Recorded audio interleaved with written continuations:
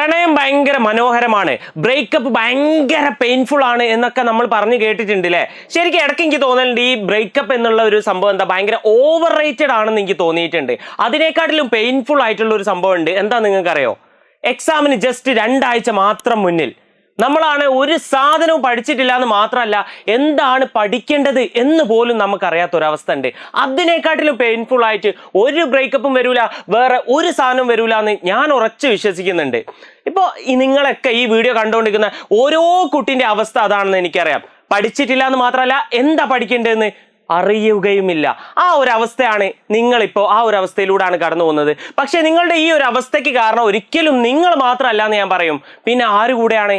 Yes, വിദ്യാഭ്യാസ വകുപ്പ് കൂടെ ഉറപ്പായിട്ടും നിങ്ങളുടെ ഈ ഒരു അവസ്ഥയ്ക്ക് കാരണമാണ്. കാരണം ഈ ഒരു വിദ്യാഭ്യാസ വകുപ്പ് നിങ്ങൾക്ക് ഒന്നിന് മുകളിൽ ഒന്ന് പ്രശ്നങ്ങൾ ഇങ്ങനെ തന്നുകൊണ്ടിരിക്കുകയാണ് നിങ്ങൾക്ക് എന്ന് പറഞ്ഞു കഴിഞ്ഞാൽ. എസ്പെഷ്യലി 9ാം ക്ലാസ്സിലെ മക്കൾക്ക് എന്തൊക്കെയാണ് പ്രശ്നങ്ങൾ? 9ാം ക്ലാസ്സിലെ മക്കളെ ഏറ്റവും വലിയ പ്രശ്നം എന്ന് പറഞ്ഞു കഴിഞ്ഞാൽ സിലബസിലെ മാറ്റമാണ്.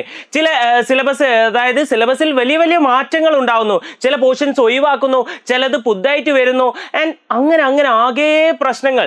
നിങ്ങൾ കുറേയൊക്കെ പഠിക്കാൻ ട്രൈ ചെയ്യുന്നുണ്ട്, പക്ഷേ പഠിച്ച് എക്സാം എഴുതാൻ നോക്കുമ്പോൾ നിങ്ങൾ പഠിച്ചൊന്നല്ല പേപ്പറിലുള്ളതൊക്കെ എവിടുന്നാ വന്നതെന്ന് പോലും, ഏത് ചാപ്റ്ററിനാ വന്നതെന്ന് പോലും പറയാൻ പറ്റാത്ത അവസ്ഥ. ഇങ്ങനെ ഒരുപാട് മെന്റലി ഭയങ്കര ഡൗൺ ആവുന്ന ഒരവസ്ഥയിൽ കൂടെയാണ് ഇപ്പോൾ 9ാം ക്ലാസ്സിലെ മക്കള് കടന്നു പോകുന്നതെന്ന് എനിക്ക് നന്നായിട്ടറിയാം. ഇതിൻ്റെ പുറമെയാണ് ഇപ്പോൾ നമുക്ക് എന്ത് വന്നിരിക്കുന്നത്? ടൈം ടേബിൾ വന്നിരിക്കുന്നത്. ടൈം ടേബിൾ വന്നപ്പം ഒരു കാര്യം എന്തായാലും എനിക്ക് 100% ഉറപ്പായി. അതായത് ഈ ടൈം ടേബിൾ ഇട്ട ആൾക്കാരുടെ മക്കൾ ഉറപ്പായും 9ാം ക്ലാസ് പഠിക്കുന്നുണ്ടായിരുന്നെങ്കിൽ ഇങ്ങനെ ഒരു അലമ്പ് ടൈം ടേബിൾ ഇടുകയേ ഇല്ലായിരുന്നു. ഇത്രത്തോളം മോശമായിട്ടുള്ള ഒരു ടൈം ടേബിൾ എൻ്റെ ലൈഫിൽ ഞാൻ ഇതുവരെ കണ്ടിട്ടില്ല മക്കളെ. നോക്കൂ നിങ്ങൾ, ആദ്യം തന്നെ ഫെബ്രുവരി 24 എക്സാം തുടങ്ങിയിട്ട് അന്ന് 2 എക്സാം ഉണ്ട്. 2 എക്സാം അന്ന്, അതിലൊന്ന് ഇംഗ്ലീഷാണ്. ആൻഡ് പിന്നെ വെരി നെക്സ്റ്റ് ഡേ നിങ്ങൾക്ക് എന്താണ്, പിന്നെ ലാംഗ്വേജും അതുപോലെ ബയോളജിയും വരുന്നു. ഇങ്ങനെ വെറും 2 ദിവസം കൊണ്ട്, തുടക്കത്തിൽ ആ 2 ദിവസം തന്നെ മക്കൾക്ക് 4 എക്സാമാണ് നിങ്ങളെ എഴുതിപ്പിക്കുന്നത്. ഇതൊക്കെ എന്താണെന്ന് എനിക്ക് മനസ്സിലാകുന്നില്ല.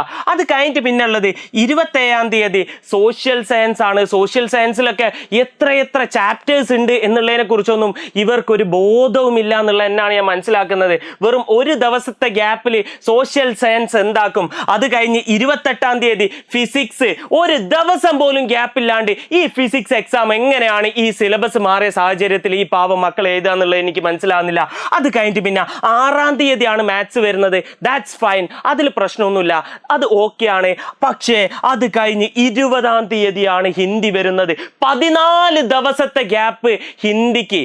ഇത്രയും ദിവസത്തെ ഗ്യാപ്പ് എന്തിനാ? സന്തോഷായില്ല, ഇത്ര വലിയ ഗ്യാപ്പ് കിട്ടിയില്ലേ മക്കളെ, പഠിച്ചുകൂടെ എന്നാണോ? അല്ല, ഈ 14 ദിവസവും മക്കൾ ടെൻഷൻ അടിക്കണം. എന്തിനാണ് ഇത്ര വലിയ ഗ്യാപ്പ് തരുന്നത്? എന്തിനാണ് ഇവിടെയൊക്കെ ഗ്യാപ്പ് ഇല്ലാത്തത്? അങ്ങനെ സയന്റിഫിക് അല്ലാത്ത ഒരു രീതിയിലാണ് ഇതിട്ടിരിക്കുന്നത്. അത് കഴിഞ്ഞ് 25ാം തീയതി 25ന് കെമിസ്ട്രി, 27ന് ആർട്സ്. ഓക്കെ, അതൊന്നും ഒരു പ്രശ്നവുമില്ല. ബട്ട് ഇവിടെ വ്യക്തമായിട്ടുള്ള പ്രശ്നം എന്താണെന്ന് വെച്ച് കഴിഞ്ഞാൽ, ആദ്യത്തെ 2 ദിവസം കൊണ്ട് ഈ മക്കൾ 4 എക്സാം എഴുതുന്നു. അത് കഴിഞ്ഞിട്ട് ഒരൊറ്റ ദിവസം ഗ്യാപ്പിൽ മാത്രം അവർ സോഷ്യൽ സയൻസ് എക്സാം എഴുതുന്നു. അത് കഴിഞ്ഞിട്ട് ഒരു ദിവസം പോലും ഗ്യാപ്പില്ലാതെ ഈ മക്കൾ ഫിസിക്സ് എഴുതുന്നു എന്നുള്ളതാണ് പ്രശ്നം. ആൻഡ് ഇത് കഴിഞ്ഞിട്ട് നോക്കൂ, 27 എക്സാം തീരുന്നത്. ഫെബ്രുവരി 24 തുടങ്ങിയ എക്സാം തീരുന്നത് മാർച്ച് 27 ഒരു മാസത്തിലധികം ഈ പാവം കുട്ടികൾ എക്സാമിന്റെ ടെൻഷൻ ഉള്ളിൽ വെച്ച് നടക്കുകയാണ്. ഇത്രയും കാലം ഈ എക്സാം കഴിഞ്ഞാലല്ലേ ഒന്ന് സമാധാനത്തിൽ എവിടെയെങ്കിലും ഇരിക്കാൻ പറ്റും. ഈ ലൈഫ് മൊത്തം ഇങ്ങനെ എക്സാം എഴുതി ഇതിന്റെ ടെൻഷനും അടിച്ച് നിൽക്കാനുള്ളതാണോ? ഇവർക്കൊന്ന് വെക്കേഷൻ ഒന്ന് അടിപൊളിയാക്കണമെങ്കിൽ, ഒന്ന് മൈൻഡൊക്കെ ഒന്ന് അടിപൊളിയാക്കണമെങ്കിൽ ഈ ഒരു എക്സാം ഒന്ന് കഴിഞ്ഞിട്ട് വേണം. അതിനൊരു മാസത്തിലധികം വലിച്ചു നീട്ടി ഈ എക്സാം നടത്തുന്നത് എന്തിനാണെന്നുള്ളത് എനിക്കിപ്പോഴും മനസ്സിലാകുന്നില്ല. മാത്രമല്ല, ഈ ഒരു മാർച്ച് മാസം എന്നൊക്കെ പറഞ്ഞു കഴിഞ്ഞാൽ ഇത് നോമ്പിന്റെ ടൈമാണ്. നോമ്പെടുക്കുന്ന ഇഷ്ടംപോലെ കുട്ടികൾ ഉണ്ടാവും. ആ കുട്ടികൾക്കൊക്കെ എക്സാമുകൾക്കിടയിലുള്ള ഇത്ര വലിയ ഗ്യാപ്പ് നല്ല രീതിയിൽ ബാധിക്കുമെന്നുള്ളത് ഉറപ്പായിട്ടുള്ള കാര്യമാണ്. എൻ്റെ അഭിപ്രായത്തിൽ 24ാം തീയതി വേണമെങ്കിൽ ഈ 2 എക്സാം നടന്നോട്ടെ. അത് കഴിഞ്ഞിട്ട് 24ന് ഇത് നടന്നോട്ടെ. ഓക്കെ, അത് കഴിഞ്ഞിട്ട് ഒരു 27ന് എന്ത് നടത്താൻ പാടുള്ളൂ? അടുത്ത ഈ 2 എക്സാം നടത്താൻ പാടുള്ളൂ. അത് കഴിഞ്ഞിട്ട് ഒരു 2ാം തീയതി ആയിട്ട് എന്ത് നടത്താൻ പാടുള്ളൂ? സോഷ്യൽ സയൻസിന്റെ എക്സാം നടത്താൻ പാടുള്ളൂ. അത്രയെങ്കിലും ഗ്യാപ്പ് സോഷ്യൽ സയൻസിന് കിട്ടണം. പിന്നെ ഫിസിക്സ് ഒരു 5ാം തീയതി നടത്തണം. അത് കഴിഞ്ഞ് മാത്സ് ഒരു 8ാം തീയതി നടത്തണം. നടത്തണം. അത് കഴിഞ്ഞ് ഹിന്ദി ഒരു 10-ാം തീയതി, പിന്നെ കെമിസ്ട്രിക്ക് ഒരു 2 ദിവസമോ 3 ദിവസമോ, ഓക്കെ 12-ാം തീയതി ഓർ 13-ാം തീയതി, നേരെ പിറ്റേ ദിവസം തന്നെ ഇത് നടത്തിക്കോട്ടെ. ഈ ഒരു രീതിയിൽ ടൈം ടേബിൾ ഇട്ട് കഴിഞ്ഞാൽ 27-നല്ല മക്കൾ 14-ന് തന്നെ എല്ലാ ടെൻഷനും ഒഴിച്ച് ഫ്രീ ആയി നിന്ന് അവർക്ക് അവരുടേതായ ഹാപ്പിനെസ്സിലേക്ക് പോകാം. ലൈഫ് മൊത്തം എന്തിനാ ഇങ്ങനെ കഷ്ടപ്പെടുത്തുന്നത് ഈ മക്കളെ?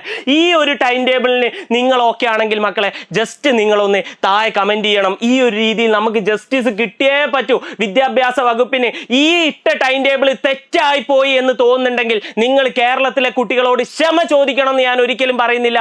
നിങ്ങൾ ഉള്ളിലൊന്ന് അവരോട് ക്ഷമ ചോദിച്ചിട്ട് ഈ ഒരു ടൈം ടേബിൾ മാറ്റിയിട്ട് മിനിമം കോമൺ സെൻസ് ഉള്ള രീതിയിലേക്ക് ഈ ഒരു ടൈം ടേബിൾ മാറ്റണം എന്ന് ഞാൻ റിക്വസ്റ്റ് ചെയ്യാണ്. ആൻഡ് ഇത് ഞാനിപ്പം വരുന്ന വഴിക്ക് ജസ്റ്റ് ഫർഹാൻ സാർ സ്റ്റഡി പ്ലാൻ്റെ പറയണമെന്ന് പറഞ്ഞുകൊണ്ട് ജസ്റ്റ് ഒന്ന് പറയാണ്. അപ്പം ന്യൂ സിലബസുമായി ബന്ധപ്പെട്ട കാര്യങ്ങളിൽ മക്കൾക്ക് ഭയങ്കര ടഫ് ഉണ്ട്. സോ നമ്മളുടെ സ്റ്റഡി പ്ലാൻ ഉണ്ട് ഫെബ്രുവരി 10 തിങ്കളാഴ്ച 7 മണിക്ക്. ആരും ഇത് മിസ് ചെയ്യരുത്. നിങ്ങൾക്ക് ഇത് 100% യൂസ്ഫുൾ ആയിരിക്കും. എൻ്റെ ആവശ്യം അതൊന്നും അല്ല, അത് പറയലല്ല എൻ്റെ വിഷയം.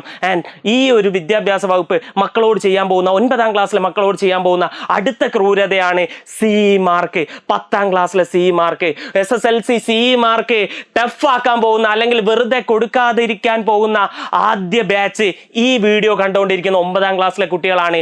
ഇവരടുത്ത കൊല്ലം 10-ാം ക്ലാസ്സിൽ എത്തുമ്പോൾ അവർക്ക് സി മാർക്ക് നല്ല ടഫാവും. ഒന്നിൻ്റെ മുകളിൽ അതിൻ്റെയും മുകളിൽ അടിച്ചു കൊണ്ടിരിക്കുകയാണ് ഈ പാവം മക്കളെ എന്നുള്ളത് തന്നെയാണ് സത്യം.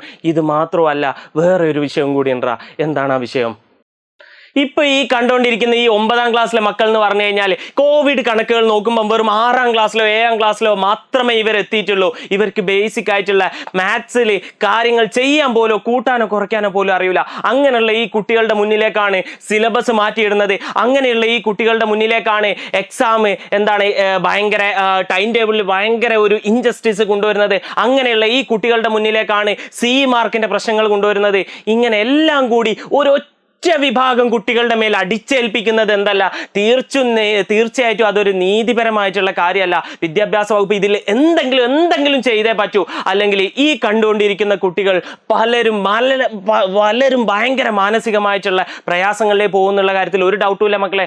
അപ്പോൾ ഈ ഒരു വീഡിയോയിൽ ഞാൻ പറഞ്ഞ കാര്യങ്ങളൊക്കെ ശരിയാണ് എന്ന് നിങ്ങൾക്ക് തോന്നുന്നുണ്ടെങ്കിൽ നിങ്ങൾ ജസ്റ്റ് ഒന്ന് ഈ വീഡിയോ ലൈക്ക് ചെയ്തിട്ട് ടെൻഷൻ അടിച്ചിരിക്കുന്ന, അല്ലെങ്കിൽ ഇതേ അഭിപ്രായമുള്ള നിങ്ങളുടെ ഈ ഒരു ഫ്രണ്ടിന് ഏതെങ്കിലുമൊക്കെ ഫ്രണ്ട്സ് ഉണ്ടെങ്കിൽ അവർക്ക് തീർച്ചയായിട്ടും ഈ വീഡിയോ അയച്ചു കൊടുക്കണം. ഈ വീഡിയോ നിങ്ങൾ മാക്സിമം ഷെയർ ചെയ്യണം. ചിലപ്പോൾ ഈ വീഡിയോക്ക് നല്ല റീച്ച് കിട്ടിക്കഴിഞ്ഞാൽ, അധികാരികളിലേക്ക് ഈ ഒരു പ്രശ്നം എത്തിക്കഴിഞ്ഞാൽ നിങ്ങളുടെ ഈ ഒരു ടൈം ടേബിളിന്റെ വിഷയമെങ്കിലും ഒന്ന് മാറിക്കിട്ടാൻ നല്ല ചാൻസ് ഉണ്ട് മക്കളെ. സോ തീർച്ചയായിട്ടും അത് ചെയ്യുക. ആൻഡ് ഞാനൊരു ടൈം ടേബിൾ ഇവിടെ എഴുതി തന്നിരുന്നു. അത് നിങ്ങൾ അതിനോട് യോജിക്കുന്നുണ്ടോ എന്നുള്ളത് ജസ്റ്റ് ഒന്ന് കമന്റ് ചെയ്യുക. ടൈം ടേബിളിനെ കുറിച്ചുള്ള നിങ്ങളുടെ അഭിപ്രായങ്ങളും ജസ്റ്റ് ഒന്ന് കമന്റ് ചെയ്യുക. സോ നമുക്ക് അടുത്ത വീഡിയോയിൽ കാണാം. നമുക്ക് നീതി കിട്ടുമെന്ന് തന്നെ പ്രതീക്ഷിക്കാം. ഈ ടൈം ടേബിൾ മാറുമെന്ന് തന്നെ നമുക്ക് പ്രതീക്ഷിക്കാം. ബൈ.